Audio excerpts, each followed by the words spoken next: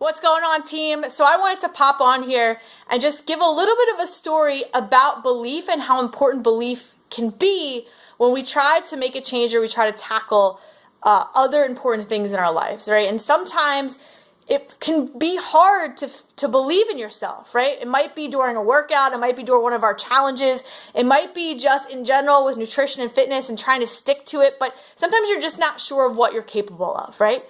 But when your coach and your team and the people that are in this with you together, right, they believe in you because we all are trying to get there, right? It can give you the confidence to kind of push yourself to the next level or to stick with it, right? And today's story is about the power of belief. And it's to remind you that the first person that we need to believe in is ourselves.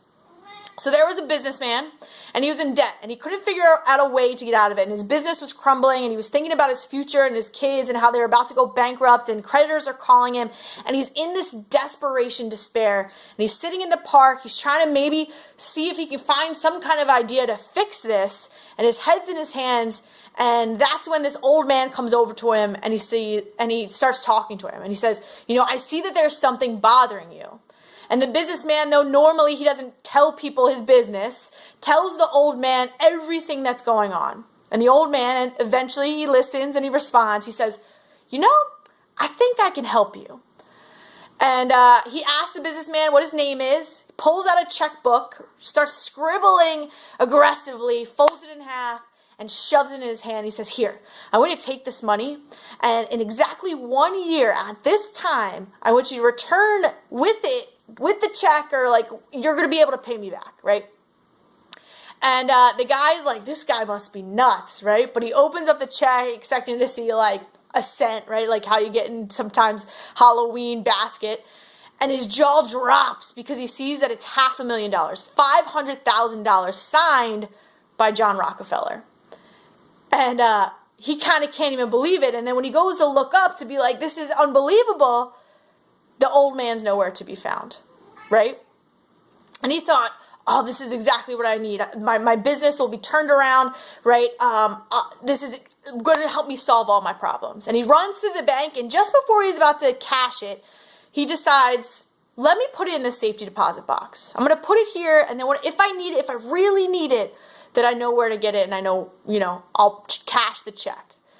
And so with this returned optimism, with this returned confidence now, he starts to turn things around. He makes these profitable deals. He's able to commit to some big projects. And in less than a year's time, his business starts to earn money again and becomes successful, gets out of debt, right, is successful, and it looks like that the sky's the limit.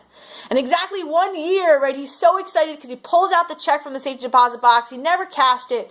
He walks over, to the park. He's hanging out at the bench at exactly that time, and he doesn't know where the old guy is, but he's waiting and he's waiting and he's waiting, and finally he doesn't think he's going to show up when he starts to see the old man come running towards him.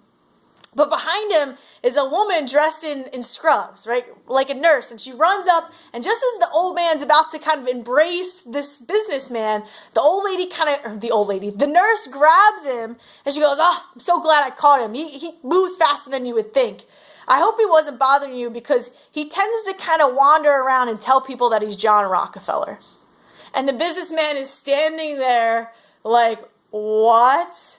This whole year, right, he was building this business, and he was taking these risks, and he was doing these things, and he was buying, and he was selling, all convinced that he had $500,000 in the bank, that if anything went wrong, that would kind of bail him out.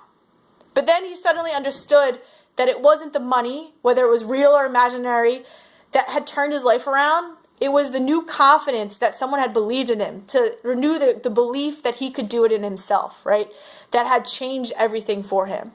And see, the best part about confidence is that you can start building it anywhere. And the most important person you need to start to believe in is yourself. That you can do this, that you will make this happen. You just have to stay consistent. It is going to be tough at times, but you have to keep taking action, and that you're going to make it there. So hopefully that helped kind of inspire you, set off this whole thing so that you guys can do some really incredible stuff. And I can't wait to see just how far you go in such a short amount of time.